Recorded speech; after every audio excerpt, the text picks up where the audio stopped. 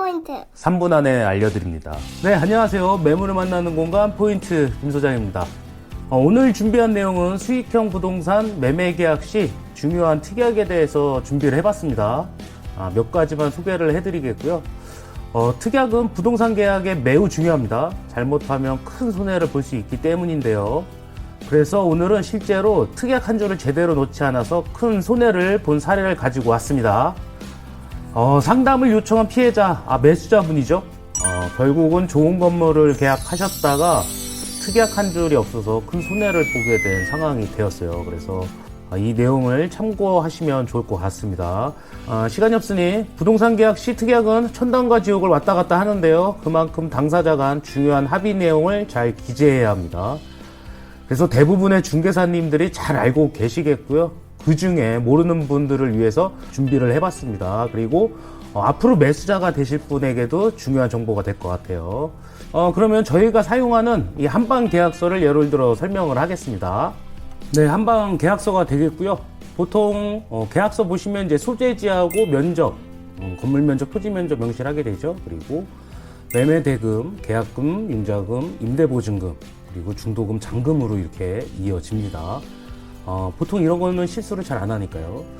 그리고 밑에 보면 이제 법조항들이 들어가 있는데요. 계약서에 기재가 되는 사항들이에요. 기본적으로 중요한 것들이 좀 들어가 있습니다.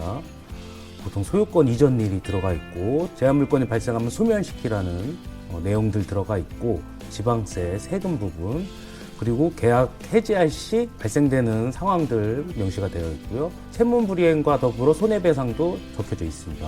그리고 중개보수도 들어가 있고, 그리고 중개대상물 교부도 부동산 중개 시 필수적으로 교부가 되죠. 이렇게 계약서에 기재가 되고요. 그리고 특약사항이 이루어집니다. 그리고 그 밑에는 당사자분들 인적사항이 들어가게 되겠고요. 그리고 이 특약은 실제로 지금 사례를 예를 드는 내용 그대로 가져왔습니다.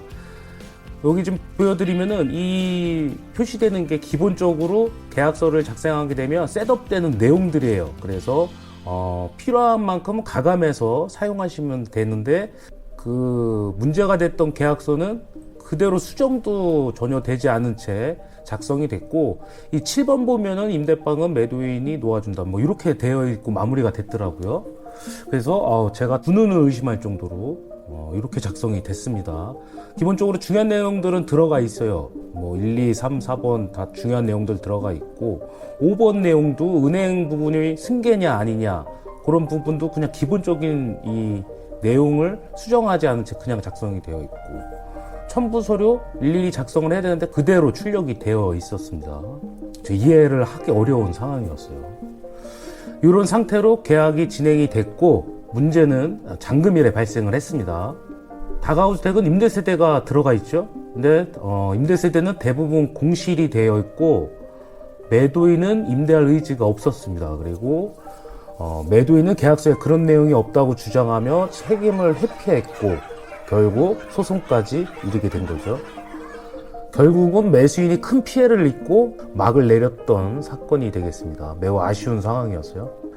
그래서 다가우주택의 특징은 바로 임대세대가 있다는 거죠. 전세로든 월세 형태로든 있게 마련입니다. 그래서 공실이 발생해도 기존의 임대보증금을 승계하고, 아니면은 승계한 걸로 하고, 향후 임대 문제를 매도인이 처리하는 방법이 있겠고, 뭐 몇 가지 해결책은 중재하면서 해결할 수가 있는 방법이 있었을 텐데요. 결국 중개사님이 중재를 하지 못하고 결국은 매수인이 피해를 많이 보고 정리가 됐습니다.